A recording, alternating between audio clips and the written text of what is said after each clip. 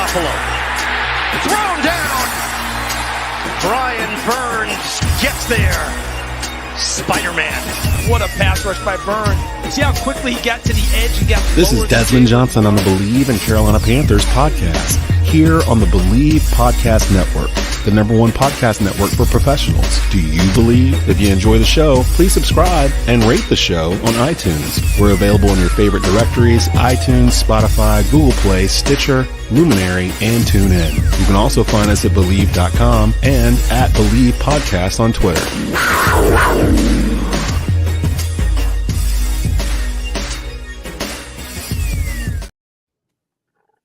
And welcome into a brand new edition of the Bleav in Carolina Panthers podcast. I'm your host, Desmond Johnson, joined by Sports Illustrated beat writer for the Panthers, Schuyler, Callihan, and Panthers all-time leading rusher, Jonathan Stewart, in the house.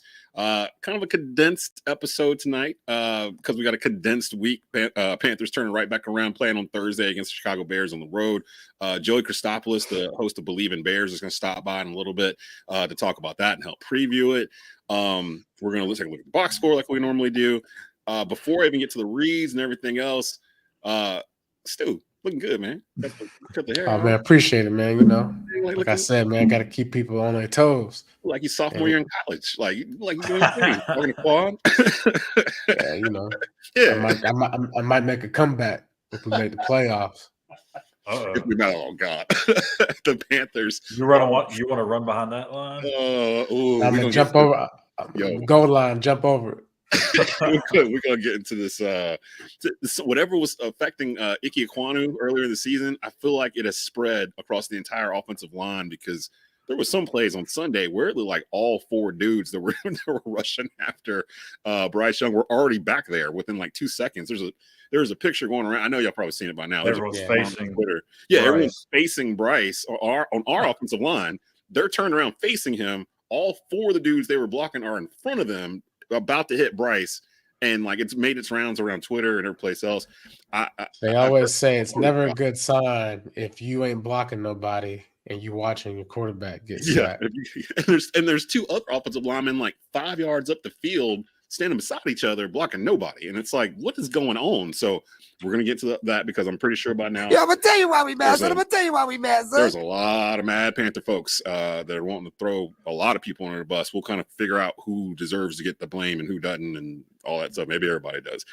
Before we get to that though, and Joey will be on a little bit after 6 o'clock to preview Panthers Bears Thursday night, Amazon Prime. I think it's an 8:30 kickoff. I'll check on that before we get out of here. But before we do, a word from Bet Online, our sponsors. Football is back. Bet Online is your #1 information source for all your sports wagering info with all the up-to-the-minute stats, news, scores, and matchup breakdowns.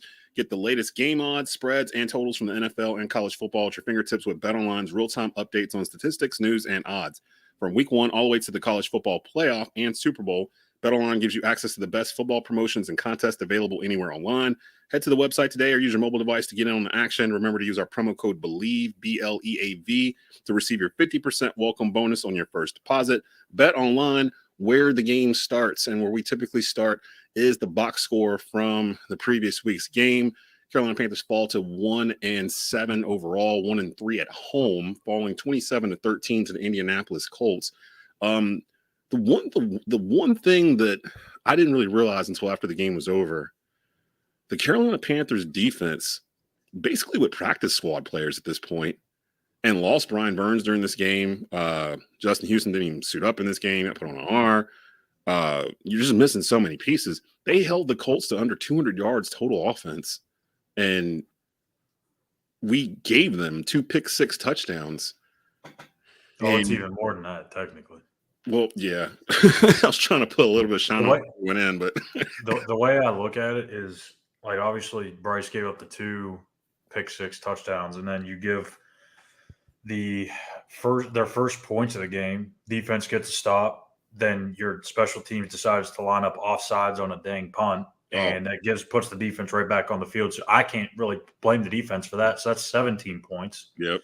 And then the whole Xavier Woods thing, it being a unnecessary roughness or not. That to me, that's a clean shot. Unreal. Yeah, exactly. Everybody in the box was sitting there saying it was a clean shot, and I thought it when it happened, and when I saw it on the replay 500 times, I don't understand how that was a flag. 2 plays later, they're in the end zone, so that's 4 more extra points that they got on that possession. Yep. And maybe 7. Who knows? They could have missed a field goal. So I mean, the fact that they did what they did, considering all the injuries and how much Bryce and the special teams and the refs helped them on those particular plays, it's kind of impressive. Ojeda Rivera, this is why he's going to be a head coach. I don't want to get too into the details about it, but there is an NFL team out there that I know will be very in on Rivera potentially at the end of the season. Carolina? Because Carolina might need to start having these conversations themselves, because we have been very patient with Frank Wright and this staff, and we've known what's on the staff. We've been hyping them all season. But I think this past Sunday was when I kind of turned a corner on maybe we need to start looking at some of this, because some of this, from what the fans are throwing out there, actually probably, I mean, we're at the halfway point of the season now, and courtesy brings up, I have a gut feeling that after Thursday, Scott Fitterer may be relieved of his duties. Do you catch a vibe that Fitterer's on a hot seat at this point? Because looking back at some of these drafts and things of that sort, they've always done it half and half. Like when Tepper bought the team and he finally let Rivera and that coaching staff go and cleaned out Cam Newton and all that stuff, he kept Marty Hurney. He kept the GM from the previous regime, but he cleared out the coaching staff. And then he did it in reverse again. He let Marty Hurney go. And like, he's never cleaned it all out at one time. So Fitterer was here when he hired Frank Wright and that whole thing. So you never get a sense that they're completely tied together. And that's the sense I'm starting to get now. What you're in the building all the time. Do you catch a vibe that Fitterer is on a hot seat yet, or do you think they have the patience to wait this out and do the long game? I think you gotta have the patience, right? I mean, you should, but when we talk about the reset button, we are experiencing the reset button every single week, right? Yeah, this sucks. No way. There's no way about it besides to say that this sucks. If you're a Carolina Panther fan, it just sucks because you're showing up to a game and you expect results. But the reality is that our team, they're just not getting it done right now. And I think, it's a repeating cassette player, right? Like a broken record. New coaching staff, quarterback situation, schemes on offense might not fit certain players that you have playing on the depth chart. And maybe these guys cannot reach their full potential, in that locker room. I don't know. Like maybe it's, a year from now we find guys in the free agency where this does fit the mold, right? But it's you still got 8 games, right? And at this point, this is part of that, those growing pains. And it's hard to look at because you see everyone's, comparing Bryce Young to Stroud right now and how the performances of their seasons are going. But I mean, and you have every right to have your feelings and your thoughts about it. But the reality is that they are just equipped way different than we are, period. And so you can't just go and start saying fire this person, fire that person under a new regime. You got to give it some time. Like I said, it's a reset button and it's growing pains. Pain hurts. It doesn't feel good. So I know Schuyler was high on CJ Stroud coming into the draft until right towards the end, we all kind of shifted towards Bryce. But this idea that's on social media right now that everybody was on CJ Stroud and then we just went the whole other direction and now we look like clowns for it. That is not what happened. That is not what happened historically. Like if you go back to what everybody was talking about, everybody kind of wanted Bryce. We had the Bleav in Texans host on 2 weeks ago, and they were like, they wanted Bryce Young. Like, everybody wanted Bryce at number one. I think what's happening with Panther fans, you're not mad that they picked Bryce Young. You're mad at a culmination of 4 years of just all kinds of. It's a build up. It's not just this year. Everybody has to remember why you're mad. Yeah, yeah, exactly. You've been mad. You've been mad for 5 years, including this year, and we get that. It doesn't just even if we were you turn it around. Even if we had a winning record right now, if we lost Thursday, right, and we had a winning record, people would have something to say because you're still built up on all this anger from the past, right? CJ Stroud. That's why I say you got to hit the reset button. You got to wipe it clean. You got to be like Men in Black. Got to put that little device, that little pin, and say beep. But memory lost. But the franchise isn't doing that. I think that's what the fans are stuck on. Because again, like, you hire a whole new coaching staff, but you kept the GM that was here for 2 years prior. So it's like things are overlapping. Because I see people saying Scott Fitterer should be on the hot seat. Maybe he should. Because looking at the drafts he's been here for the past, how long has he been here? Trades. And trades. Like, we don't have a lot of draft collateral because of the picks that we gave away for multiple middle of the road quarterbacks to get to this point. To get to Bryce Young, you basically had cleared out the offensive skill position room before that. Like, no Christian McCaffrey. And look what you got for McCaffrey. Yeah, no DJ Moore. Like, look what you got back from him. You just got that one pick. That was it. So, like, you basically dropped in a rookie quarterback. At the time when Fitterer was saying the team was, a quarterback away, they just wanted to drop quarterback in and go. They had that. They got rid of those pieces, and then they got the quarterback. They sent McCaffrey here. They sent Moore over here. They did all this. Robbie Anderson. Yeah, they sent all the pieces away, and then they got the quarterback. So now you got the quarterback, yeah. But he didn't have anything to throw to or hand off. Like, he didn't have anything around him. And let's just go ahead right here, three of us collectively, and go in on the offensive line for about 3 minutes, because before you do that, I want to bring up two things. One, more bad news. Luigi Villain on IR with a knee injury now. Who? Luigi Villain, outside linebacker. He just played in his first game. They just got him from the Vikings a few weeks ago. Was playing at outside linebacker. So now they're down. They're top with Burns being out on Thursday. There's no way. Their top five outside linebackers will not be available on Thursday night. Secondly, when I made this really dumb face probably a couple minutes ago, I just happened to go look at what I said last year on the quarterback draft class, and I had my rankings there, and I had CJ 1 for the reasons you would expect. Number 2, this is where I kind of forgot what I said. This one kind of hurts a little bit. I'm not gonna lie. I said under Bryce Young, there's a big drop-off in this class after Stroud, in my opinion. Yes, Young has an extremely talented arm and is a true threat with his legs, but size worries me to death. If I were a QB-needy team, here's the part. If I were a QB-needy team outside of the top 5, I wouldn't make a trade to go up and grab him. There's too much risk here. There's more to it, but that part right there, where I said I would not go up and trade for him.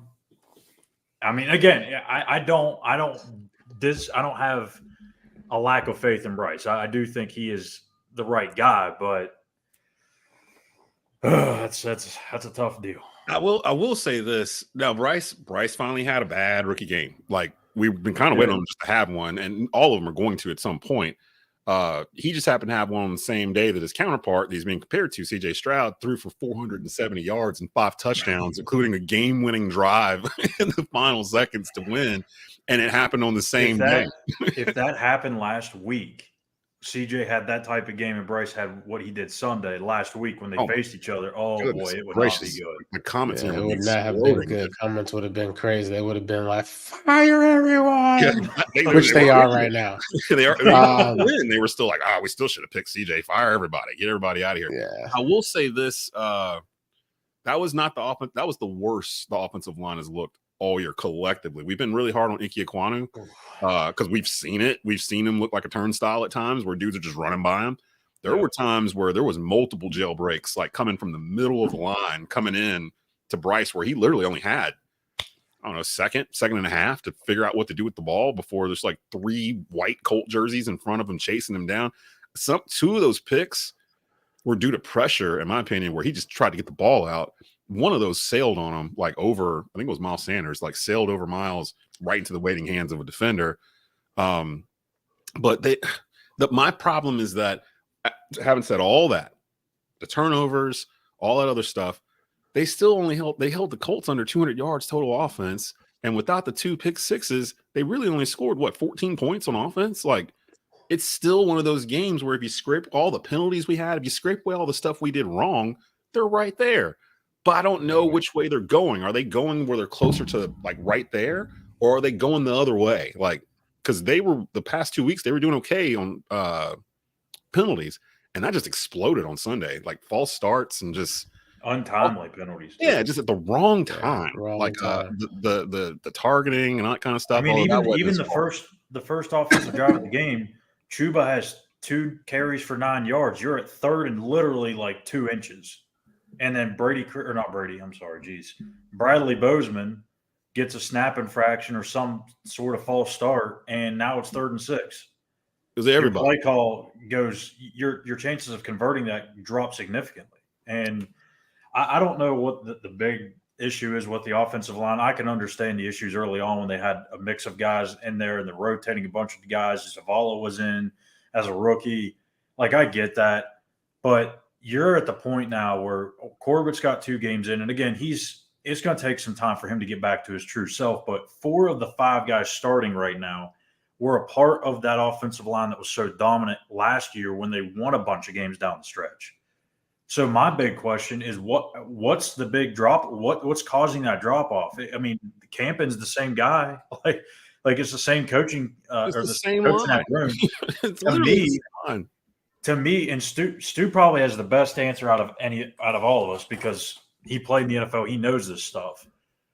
But to me, it would almost have to be something with the scheme, right? Even though Campen's still coaching it, he may be coaching to a different scheme in terms of the run blocking, the pass protection. There's got to be something there with the scheme because we've already talked about it numerous times about how their run style is more different. They're more of a zone team than they are a power trap slam type of team. Mm-hmm. But pass protection, I don't know. I mean, Stu, do you have any answer on this? I could say for the run game, just if you look at the last game, and we talked about this a little bit, like window dressing, right? And they have been window dressing, but mainly what window dressing does, it moves the eyes of the defender, right? And it gets guys moving. What's hard about the run game right now is there's a lot of inside runs, which I love inside runs. I love, getting up in the middle and being physical and moving the chains the hard way. Because at some point along the game, you're going to need those yards the hard way. So just kind of, presenting yourself, in that element as the more physical team is important. And then they run a lot of mid-zone plays. Mid-zone, meaning you have the option to, cut back, cut up, or bounce it, right? Yeah. Let it bounce it. Yep. And so there's not a lot of outside runs, though. Yeah. And there was a run that Miles Sanders had, and I Bleav it was a mid-zone play, right? And he bounced it, right? And he got into space.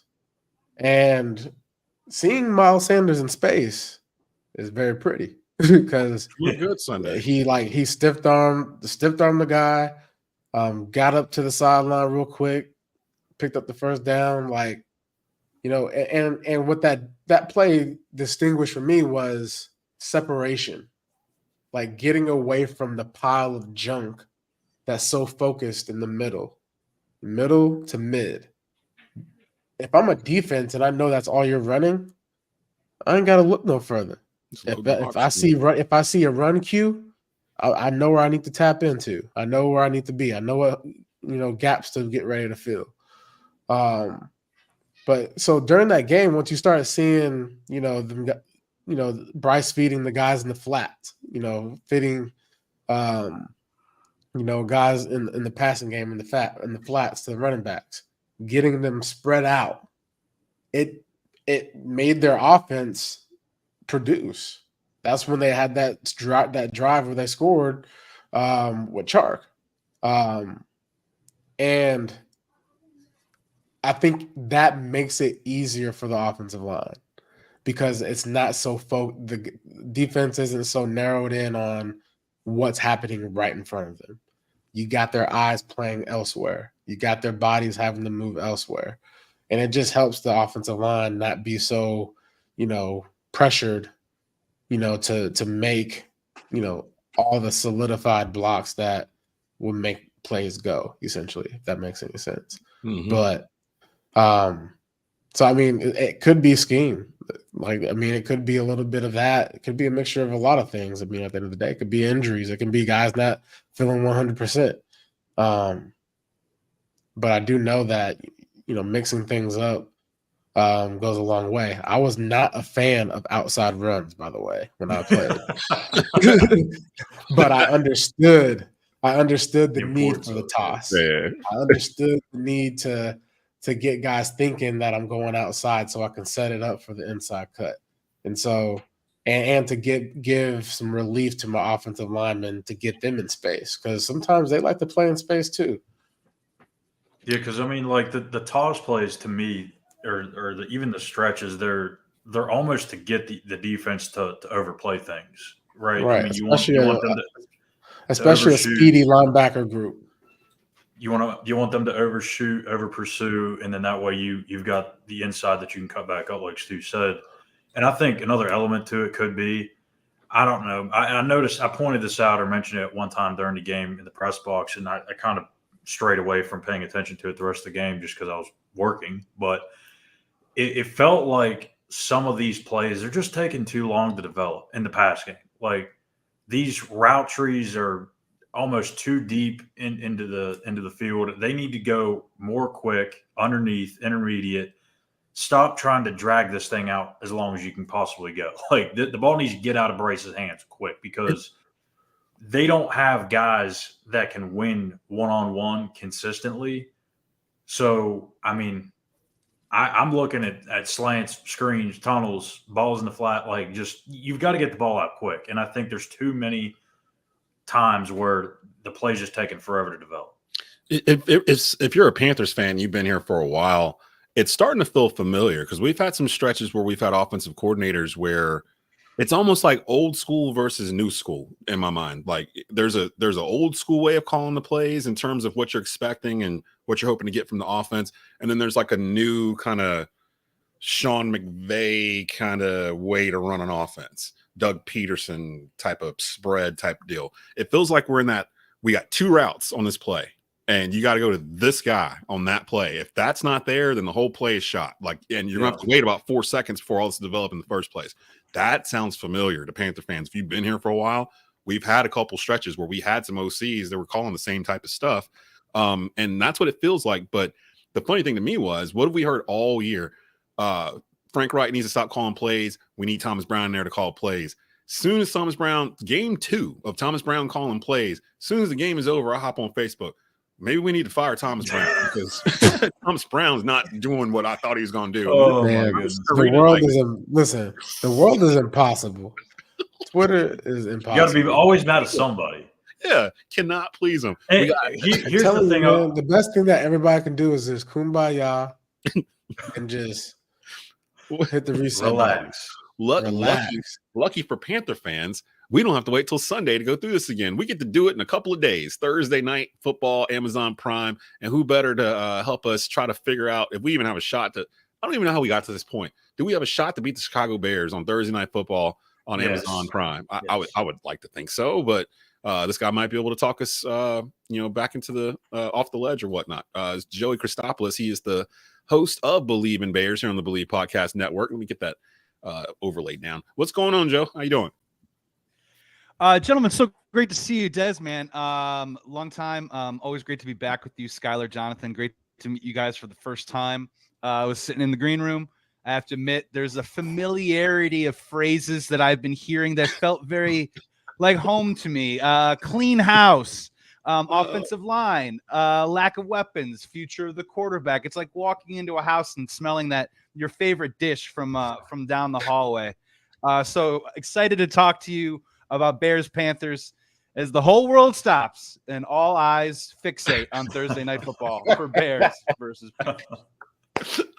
So we're sitting there thinking about all the random Panthers that are on random teams. Well, really, it's not even random. It's the 49ers and the Bears. So it feels like we sent off everybody to those two teams and Buffalo. Like, yeah, we got assistant GMs and coaches up in Buffalo. We got DCs and top 3 MVP candidates out in San Francisco.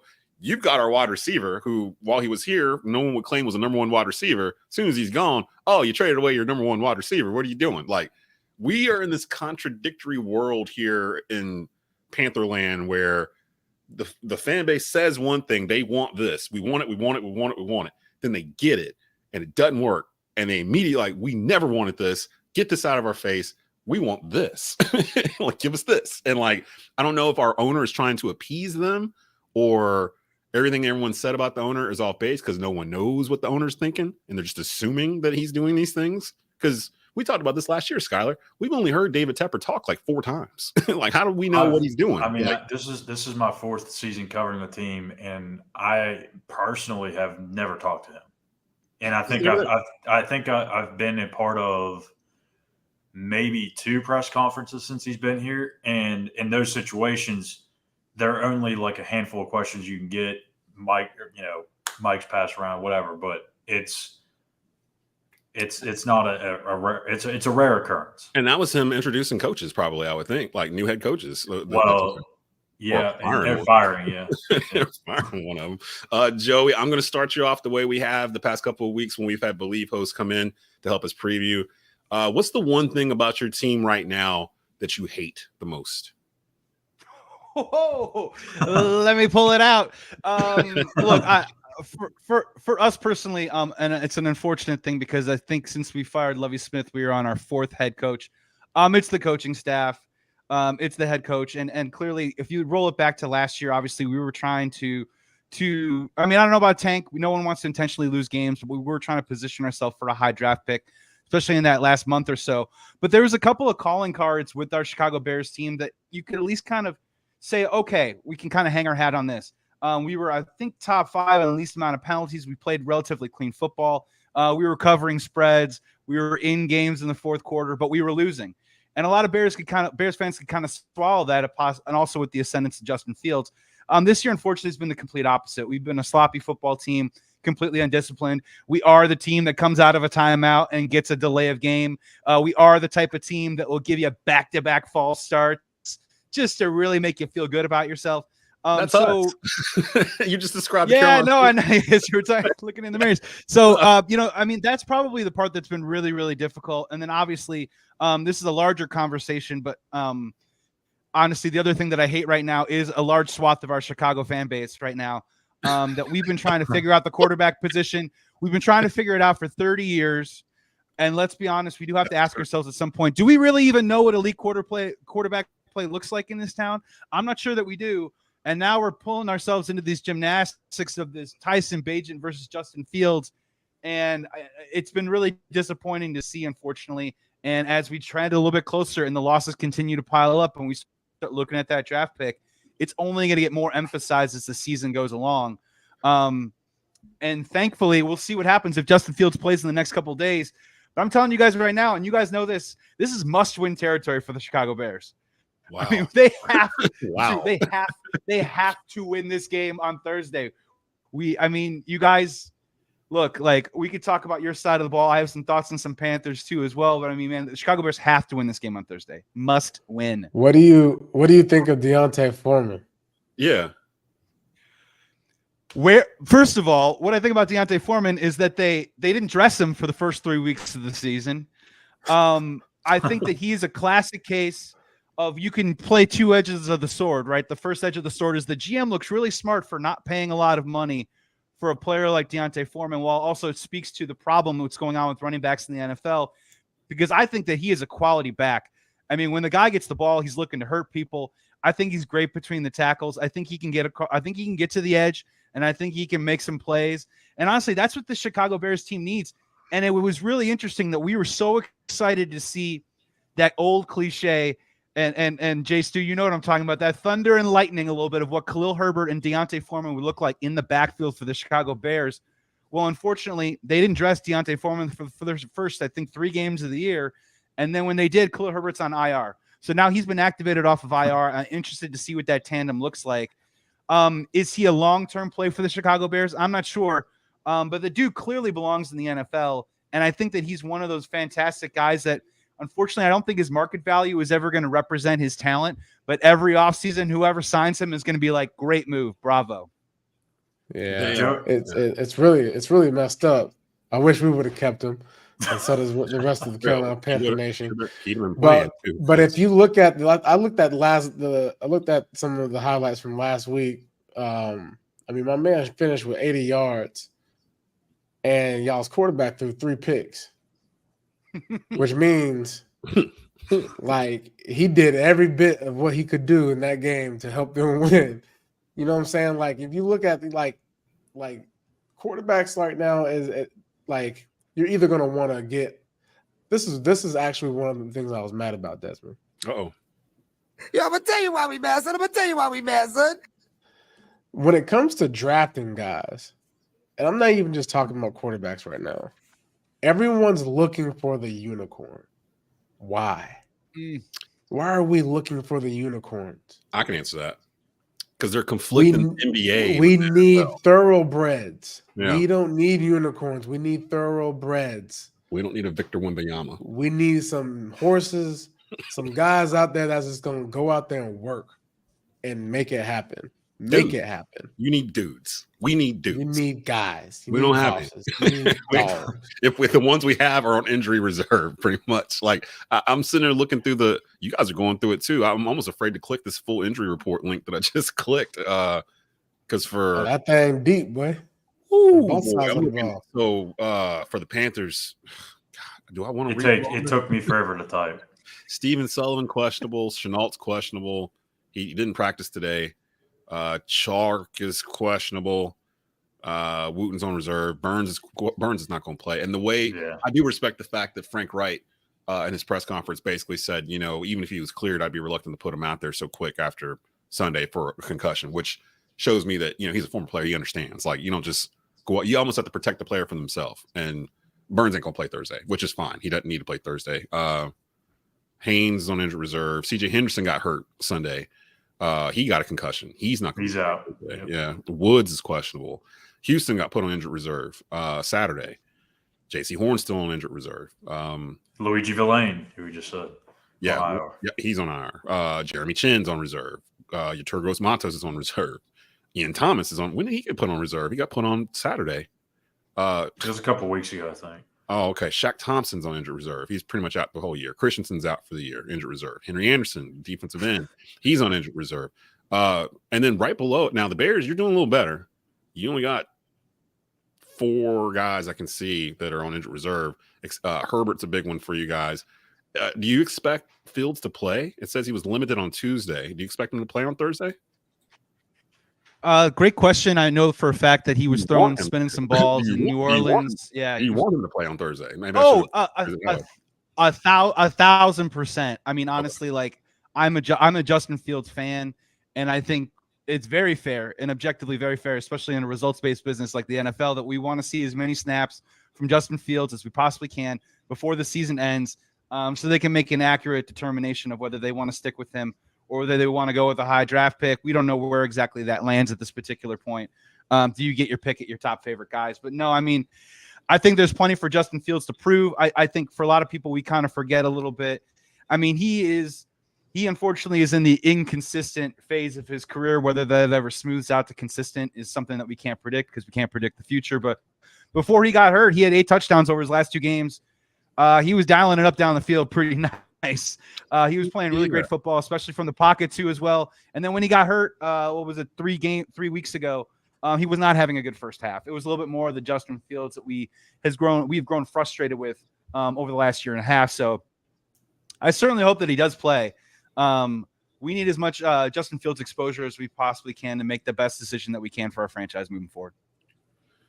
Joey, I got to ask you. I mean, I don't understand. Maybe you can shed some light on this. Why the Bears made the move for Montez Sweat? I mean, this is a team that's clearly in a rebuild.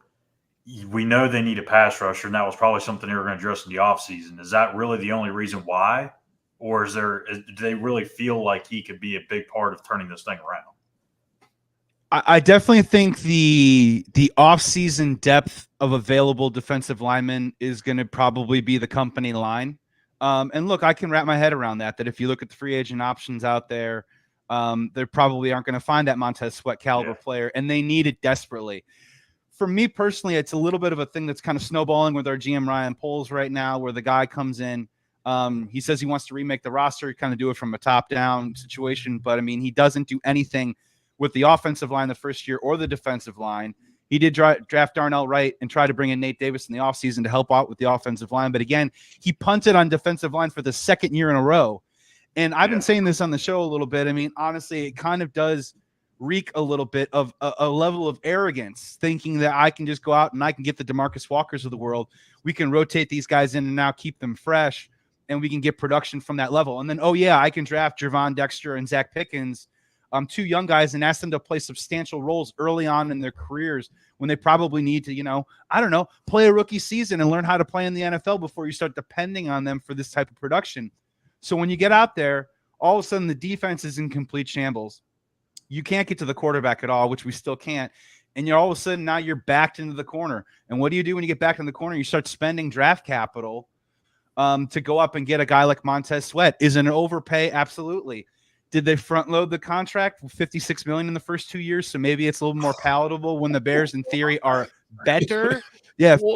56 first 2 years. Oh, so, I mean, there's a machination to it that kind of has me wrap my head around it. Is he a game breaker? I mean, we're the city that got Khalil Mack 5 years ago, and literally we all ran into the streets and high-fived each other. This is not the kind of caliber player that we're getting on the Chicago Bears, but it was the deal with the devil that he had to make. And let's just see again if that second-round pick comes to bite us in the ass in 4 or 5 months. I mean, hell, even Matt Rule drafted all defensive guys in the first draft that he had. I mean, crazy. Pass on Jalen Carter. We had Ogunjobi in the building, signed to a contract. He failed the physical with the knee. It didn't work out, so he ended up signing with the Steelers. And then all of a sudden now he's productive. Who knew? With the Steelers, you pass on Jalen Carter, and now you're paying $25 million a year for Montez Sweat. To get a little bit more positive stuff in here for at least your side of this. This is something I ask somebody every week on this. Give us one or two people on the roster that maybe Panthers fans don't know about, but they should know. You ruined it. The second half ruined it because DJ Moore, he's the light of my life. Yeah. He's the light of my life. The dude cannot catch a pass without hurting someone on the other end. I think it's in his contract that he gets at least 5 yards after every catch. It's just a prerequisite that he handshakes with the NFL. The guy, I love watching that guy, honestly.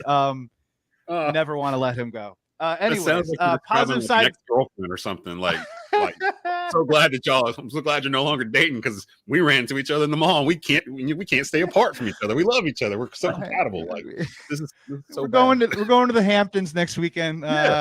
You look well though. See you later. So positive things, guys. Maybe Panthers fans don't know about. I mean, let's try and highlight some of the positives. I do think we just talked about the draft. I do think right tackle Darnell Wright has put together some really impressive tape. Now, obviously, he's a rookie. He has a couple ups and downs here and there. He had his first 2 holding penalties since week 1 last week. So recency bias says that he didn't play a great game, but I definitely think he's the type of guy that you can build an offensive line around.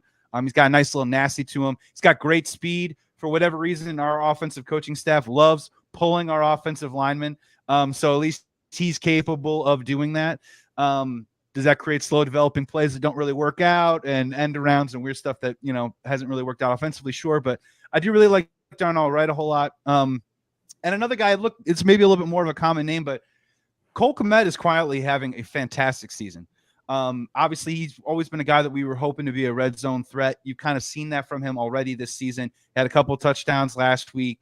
And what's been really great about Cole Kmet is that there's been a big knock on him where, he was really great in zone coverage, able to find that space and run around and get to that open space to catch the football. But in man coverage, having a hard time, being a little too sticky, having a time getting off of it. But he's improved his footwork. Honestly, when he gets the ball in his hands, he's got himself in the right position to turn it upfield.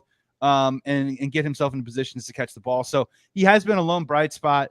Man, I don't know. That is kind of it. That's kind of it for the Chicago Bears. And maybe, guys, Hold on. It's tough. Let's be honest. I'll throw it back to you guys. Let's be honest. I don't think we were thinking that we were going to win some playoff games this year, but the Panthers thought, both teams thought we were going to be more competitive, right? Maybe this time of year, 4-5. Yeah, that's not going. Yeah, I gotta go ahead and mention him. Harley from the Bleav in Texans pod is in the house, and he just stopping by, just strolling through the neighborhood. Just wanted to say, CJ Stroud 470 passing yards and plot. See, here's the thing. God bless your franchise. Harley must be one of these guys. And I know he's a great dude. We had him on the show, but he's one of these guys that he's sitting there enjoying all the good times. So he wants to go checking all these other bad neighborhoods and seeing how bad everyone else has it. Just driving through these bad neighborhoods, like hey, y'all got robbed tonight. Man, y'all got hot water. Meanwhile, we're in our neighborhood fighting about how we should have drafted CJ Stroud instead of Bryce Young. So we got all kinds of stuff. I got a question for you, Joey. Give me the odds from 1 to 10, with 1 being no way in hell, 10 being highly probable. The head coach of the Chicago Bears next year is Jim Harbaugh. Ooh, wow, great question. I'm gonna rank it pretty high. Honestly, I'm gonna probably give you about a 7.2 right now. It probably would be a little bit closer. It'd be a little bit closer to a slam dunk if it wasn't for. I don't think we know the exact ramifications of what's going to come out of the sign stealing scandal. What type of sanctions they're going to see? Obviously, dude, he's done. I understand. Like something's about to drop on this. I don't know what it's going to be. I understand that. I think that there's a difference though between if tomorrow they came out and said, "Hey, they're laying sanctions down on them right now, and we're shutting this down, and they're not going to be bowl eligible, and it's all this and it's all that," and they really kind of like go after him and make a big public kind of discovery about it. I do think that can kind of hurt him a little bit. Do I really think it matters in NFL circles? Jonathan, I think this would be a great question. I'd love to hear your thought, man. Does this really matter? Does this matter to NFL players in locker rooms right now? What's going on with Jim Harbaugh? From the college to the NFL game? No. Thank you. Yep. If you look at what happened does anybody care at the Patriots organization meeting about the full game? I did, because one of those games was our Super Bowl against them. Like, I'm saying at the New England Patriots in that establishment. Oh no, they don't give a damn. No, all right. Yeah, it ain't got nothing to do with them. It's kind of nothing to do with them. Yeah, it's kind of like college football ain't got nothing to do with the NFL besides them players that are coming out to the league. And I kind of picture it more like a Pete Carroll situation, the way he left USC. Like the fallout happened after he was gone. Like he had already left for Seattle, and then we found out whatever was going on. Which looking back, Pete was like, whatever, about to go win a Super Bowl. About to go Super Bowl. So I kind of picture like that. Yeah, it's going to drag out. Harbaugh's going to leave, go to the Bears, who he has a history with, played for them, and then whatever they were doing will come out. But by that point, he'll be 3-5 in the NFC North next year, and you know what I mean? Like it'll be 8 games in, and nobody's gonna care. Like that's what I feel like. They're gonna be 5-3, huh, Daz? Nah, not yet. The only 2.8, the 2 aren't they? Somebody come with us, please. Come down here to this factory of sadness that we've created, and be here with us. Don't let us be here by ourselves, Joey. Please, please come with us. Well, the 2.8 that I leave out for Harbaugh right now is that, as it stands right now, obviously the Raiders' job is going to be open again. I know that he was tied to them a little bit in the past, and then the other one, just from the Bears angle, is just keep in mind.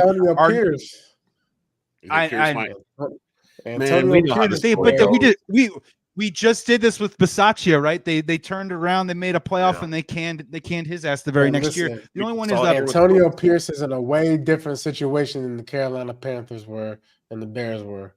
Okay, what's their record? Yeah, What's the Raiders' record right now? What is the They're Raiders' 4-5 record? now. I think they're 4-5. Four- They're They're 4-5. Mark Davis They're is right paying there. out $80 million Yeah. to coaches that are no longer coaches of the Las Vegas Raiders. Like $80 million to two dudes that are no longer coaches of the Raiders. Like, I don't think he's going to just to get Harbaugh, he'd have to pay some money, right? Like, the Bears seem like the best bet. Honestly, it's Kyle, you might remember this. I was hot on Jim Harbaugh when we were trying to figure out who we wanted here. I wanted Jim Harbaugh here for weeks. I was like, bring Jim Harbaugh to me.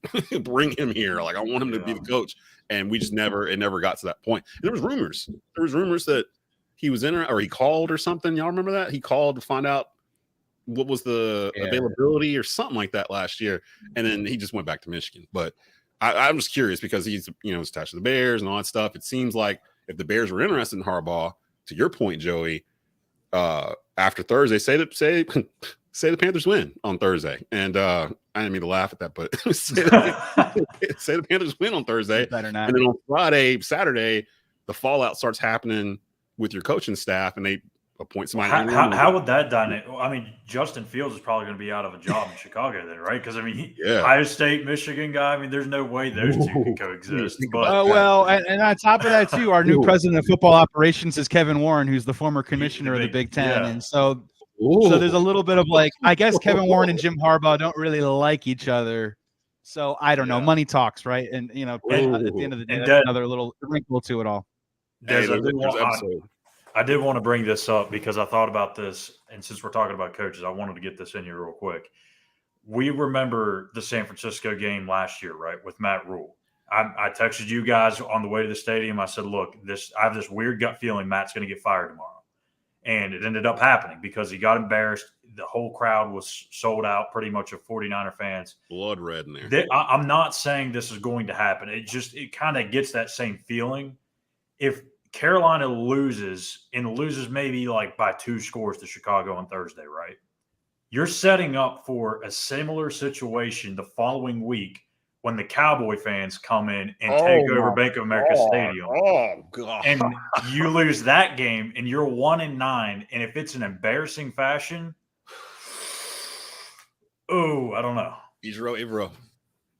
Promote him interim head coach at that point, if that's what it is. I mean, the part with that, though, the main difference, it felt like the players that started checking out on Rule at that point. And you kind of start hearing it in their kind of, but I don't catch that with Frank Wright. Brian Mertz just came out the other day talking about how, he's But here's the thing. Tepper doesn't care. Tepper doesn't care. He's going to do what he wants. Do we? But see, that's my point. Do we know what Tepper cares about? Yeah, do you know, Schuyler? You said you never talked to the man, brother. You acting like these Twitter folks, man. Hey, Adam Schefter said it yesterday. Adam Schefter don't talk to Tepper. Adam Schefter don't know either. That's the you know what? That was actually something I was going to bring up on Tell Em Why Youre Mad, because that was something that I saw people I'm gonna tell you why we mad, son. I'm gonna tell you why we mad, son. Just because Adam Schefter said it doesn't mean he heard it from them. I think a lot of times Adam Schefter's just like putting pieces together himself. He's just like, you know what? That sounds I was reasonable. right about something, so I put that out there and see what happens. And, I mean, it's not like. But I think the thing that everyone understands is Tepper wants to win, right? Like, he is passionate as all hell about getting this thing. So he's going to do whatever it takes. If that's to fire 2 coaches in 2 years to get the answer right, he's going to do it. That doesn't mean he will, but that's the big problem is if you fire Frank Reich, you're going to have a hard time attracting a coach here because, I mean, yes, there's only 32 jobs, but what coach is going to look at that track record and think, that's where I want to go? What free agent is going to want to sign a long-term deal here if, like, the coaching staff is constantly in flux because you're constantly hiring a guy every 18 But the facts are he has fired multiple coaches in a short amount of time. That's why he's got this label as an aggressive owner. Yeah. That's just the facts of it. It doesn't matter who's actually talked to him or who he's talked to. The facts are the facts. I'm a big fan of like Marvel, like movies and all that stuff. Loki, I'm watching right now, and they're doing all this stuff with time travel or whatever. Don't you wish we could go back to a time point right before he let Ron Rivera go and be like, hold on there, just hold on just a second. Why don't we let Rivera get a chance to rebuild this roster? He's earned that right, has he not? He's took this team to a Super Bowl. He's been coach of the year of the league twice. He's had a league MVP here. He's had a defensive league MVP here. Can we give him a chance to rebuild his team before we just kind of shuttle him off and bring in this dude from college that's never coached pro before and give him $60 million? Like, the whole thing sounds crazy when you say it out loud, but that's what we did.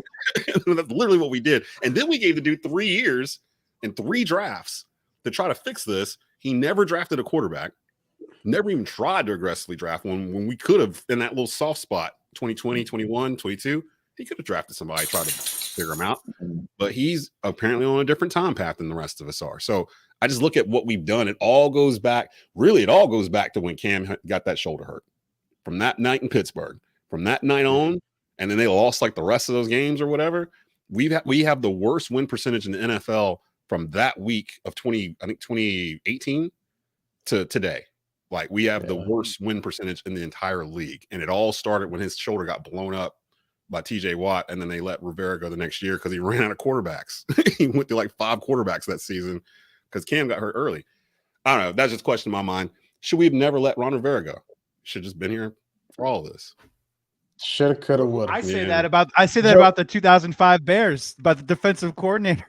he left after took us to the Super Bowl as defensive coordinator. We still talk about it in Chicago. Everything changed after Ron Rivera left. We never went back. Yeah. And now the Commanders. Joey, what do you do to cope with losing as a fan? Yeah. What are your mechanisms? How are you getting through these weeks, Joey? That's a better question for my wife, because whatever I say is probably a dirty lie here right now.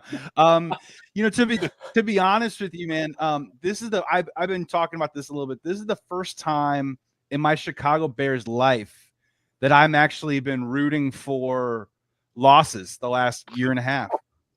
Because honestly, and that's on Matt Eberflus's Chicago Bears sports tombstone. I mean, the last half of the year, right, we were rooting to get a high draft pick. We got it. And, obviously the Texans helped us out on that front. We made that trade. And now this year, the wheels fell off so quickly. I'm the person that does, like, I used to call it, I'm a Chicago Cubs fan. It's called Cubby math, right? It's like, all right, well, if Atlanta loses today and Philadelphia loses today and you know what I mean? Like, we can get back in it and we win 7 out of 8. And, I do that all the time. But, the way that we fell flat on our face and played so poorly the first 3 games of the year, all of a sudden it was like, all right, well, now we're just playing out the string. I hope Justin Fields stays healthy. Maybe he's our guy. Maybe he doesn't. But yeah, in terms of coping with losses, used to be $30 worth of McDonald's, but I've matured. Wow. And now I've matured and I've somehow gotten over it. I mean, I'm always going to be a Chicago Bears fan. I just don't think that this coaching staff is it. We're just kind of playing out the string. And Desmond, it's kind of funny, man. You're talking about the Marvel universe. I've also been trucking out this bit. I think the Chicago Bears are like the DC movie franchise, where if you think about it, we've got the city of Chicago. It's like Superman. We've known it for a long time, like 80 years. We know the Chicago Bears, got the legacy, got the history. That's our Superman. How do you screw up these 2 elements for so long, and then you just keep trying to get it right over and over and over again? You keep trying all these different things. Now, of course, the Nolan Batman movies maybe kind of screw up that metaphor there, but I mean, It was good. It was good. I like the reference. I was trying to think what you said earlier about elite quarterback play in Chicago, because I've said on this program that when was the last time y'all had an elite quarterback? I was gonna say Jim McMahon, Jay Cutler, Jimmy Clausen. No, Jimmy Cutler. Wait, was Cutler? I mean, Eric. We've never had a 4,000-yard passer. We've never had a passer throw for over 30 touchdowns. It's Jim McMahon. Eric Kramer is our all-time leader with 28 in, I believe, 1997 or 1998. We got Sexy Rexy for, a 4-game heater the year we went to the Super Bowl. We kind of liked Kyle Orton for a little bit. No. And this is a team that could have had Deshaun Watson or Mahomes, right? Yep. Yeah, I mean, to be very fair, like, no one was saying Mahomes. But no one was. No one knew Mahomes. At all. Mahomes was when they traded up from 3 to 2, and the 49ers took Solomon Thomas. We all kind of shook our hands and we said, "Well, it's Deshaun Watson, national champion, guy went to Clemson." Deshaun Watson was probably more realistic. That's when you picked Trubisky. And that's when we took Trubisky, and we were like, "Wait, what?" Sorry, yeah. Then the next year, the Giants the Giants took Daniel Jones like 5th from Duke, and we were like, all right, well, maybe we're not the only idiots here.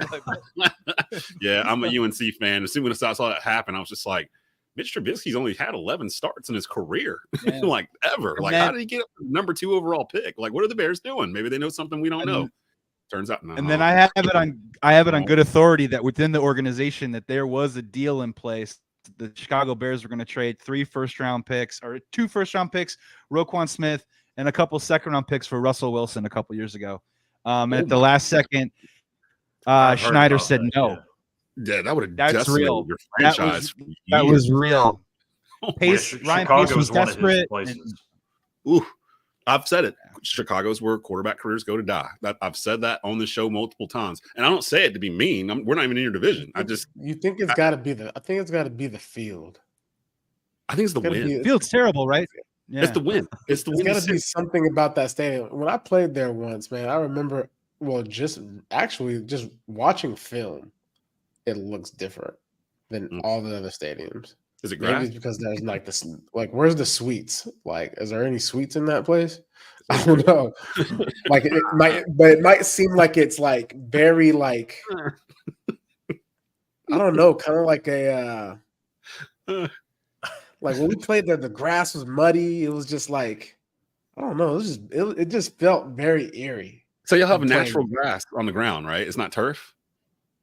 It didn't sound right for the Bears. It's not turf. It is. It's. I don't even know what they call it now. What they use, but it's the Chicago Bears do not own the field. The Chicago Park District owns the field, and they're in control of it. So the Bears aren't even in control of the making up of their own field, which is what when you get into this whole like, well, the Bears moved to Arlington Heights kind of thing. Yeah, it's city of Chicago, baby. That is nuts.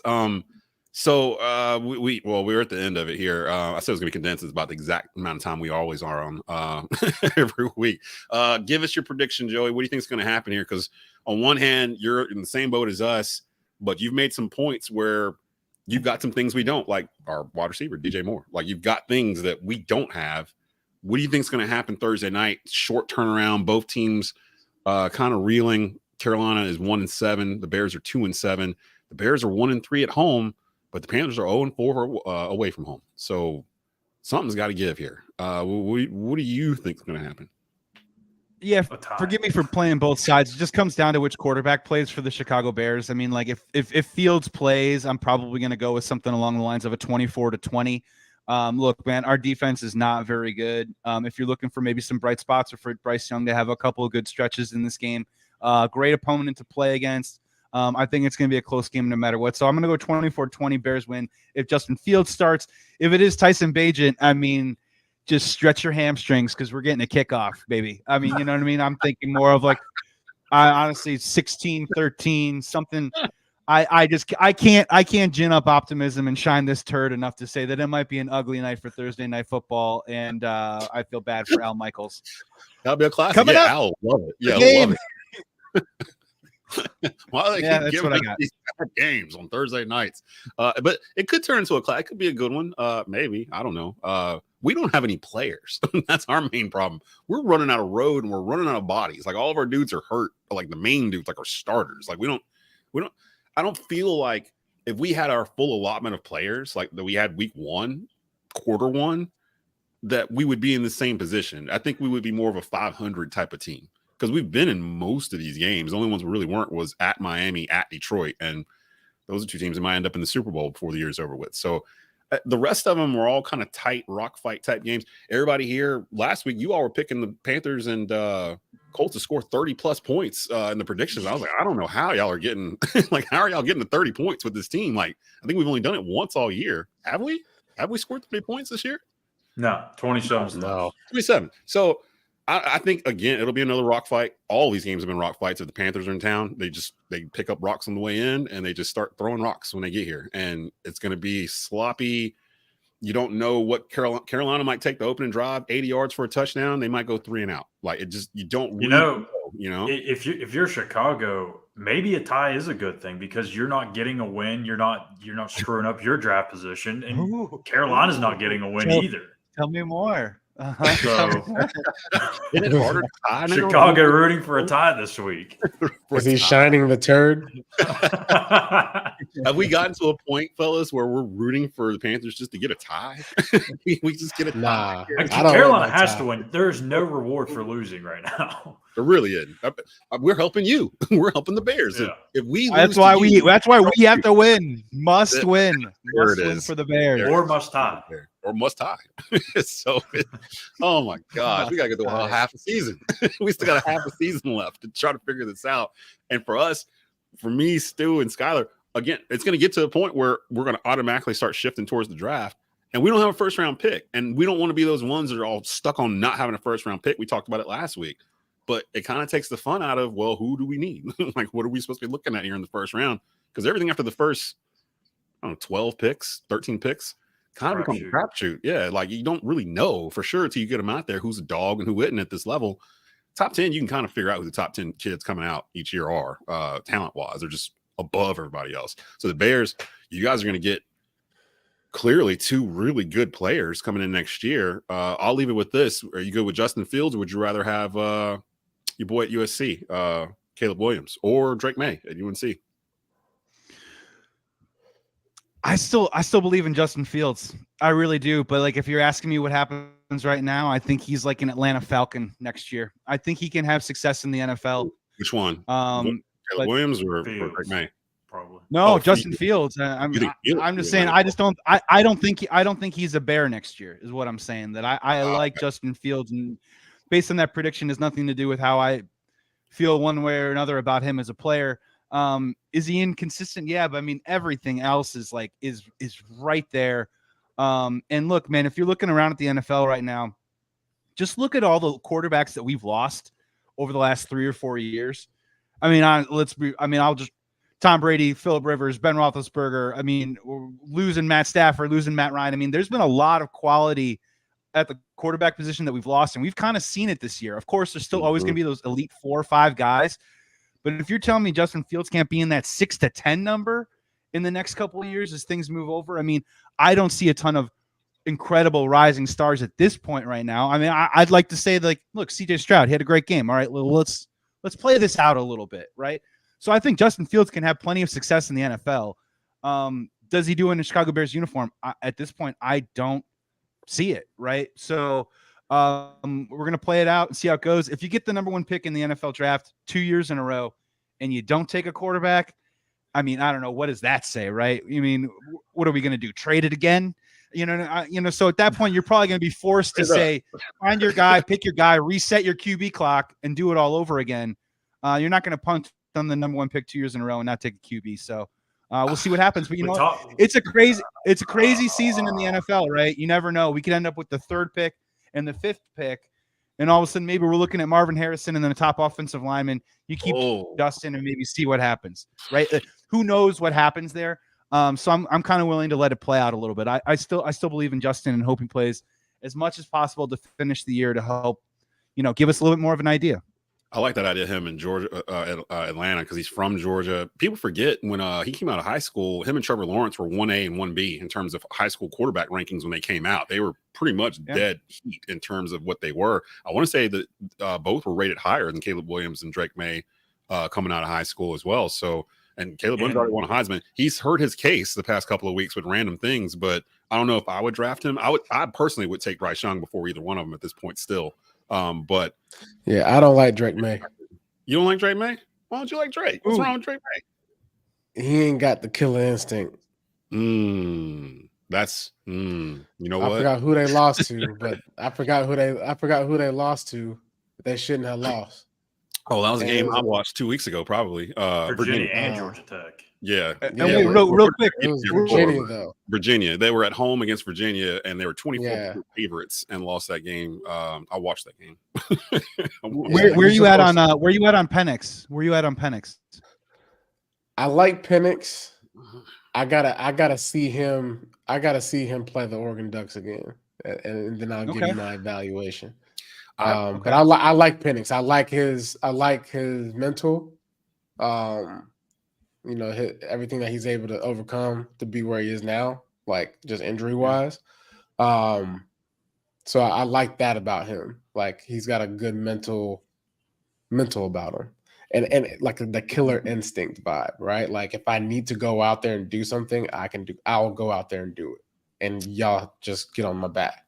I do, and I think what they're going through right now is a little bit of, teams are catching on to who they are as a unit right now. So kind of similar to USC, right? Mhm. Like, oh, defense is exposed. Okay, well, we'll just, score a lot and just go into this game and score and make him have to score more than we do. So that's kind of what's going on with Caleb Williams. Drake May, like, I feel like in college, if you're a quarterback in college, you set yourself apart from everyone else by being dominant, no matter what the situation is. And you've seen Bryce Young. You've seen, look at Cam Newton. I like Cam Newton is the best college quarterback to ever walk the face of the earth. Everyone can say Tim Tebow all they want, but I don't think there's one player on Auburn's offense that took a snap in the NFL the year they won the championship. Yeah, I think you're right. I think the running back I don't think he did either. Yeah, I don't think anybody did. Yeah. And so that's a case where he was the very best player in the entire world that day or that year, as far as college, right? Yeah, I'm having a hard time. And the killer instinct to win games and take over games despite the situation. That's what I look for when it comes to the quarterback position, because after playing in the league and playing with Cam, like that's a type of mindset you want in your huddle. You want that mindset that says, hey, we about to go down here and win this game. And when when those words come out of that person's mouth, you believe it and you get juiced about it. You can be down 21 points in the fourth quarter, but you out there playing with the belief that you're about to go out there and win the game. And Do so, you believe? Drake May, if you listening, you got to make it happen, Cap. Gotta get a little more feisty in the huddle, buddy. Come on, buddy. We gotta get out of here. That's actually a good topic for a future episode. Best college quarterback of all time, because Cam is up there for sure. I can't think off the top of my head right now anybody I put above him in terms of what he did that year. Yeah, that's a good one. We'll talk about that. Maybe we'll put a couple Bleav posts on there too and do something like that, because Lord knows we're going to have some free time to talk about some other things besides the Carolina Panthers over the next couple of months. So we'll fill in some commentary and some content with things like that. Hey, man, shout out to Antonio Pierce, man. Hold it down, baby. Go undefeated for the rest of the year, man. It's not guaranteed. My uno numero team is Panthers, but my second team is the Oakland Raiders, not the Oakland Raiders, Las Vegas Raiders, Antonio Pierce. All right. Okay. Well, Joey, make it happen. Bleav in Bears co-host. Hey, appreciate you coming through. We got to get out of here. I told you guys I'd give you the info for this game. Panthers, Bears, Amazon Prime Video. It's Thursday, November the 9th, 8:15 kickoff. So if you don't have it, go in there and get the free 30-day trial or whatever for Amazon Prime, and you got it anyway, because all y'all are ordering Christmas gifts early already. So you already got Amazon Prime. Just go ahead and put it on your computer or your TV and watch it. And maybe we'll be back Tuesday talking about a Panther win. So cross your fingers. Bleav in Panthers, brought to you by Bet Online, powered by the Bleav Podcast Networks. We are out of here. You can catch us on all major podcast platforms. You can catch the video each week on youtube.com/@TobaccoRoadSportsRadio. Go follow us on our Twitters and our Facebooks and all that good stuff. Just type in Bleav in Panthers or Bleav in Carolina Panthers. You'll find our stream. For Schuyler Callihan, for Jonathan Stewart, for Joey Christopolous, I'm Desmond Johnson. You've been watching and listening to the Bleav in Carolina Panthers podcast here on Bleav Podcast Networks. Keep at it.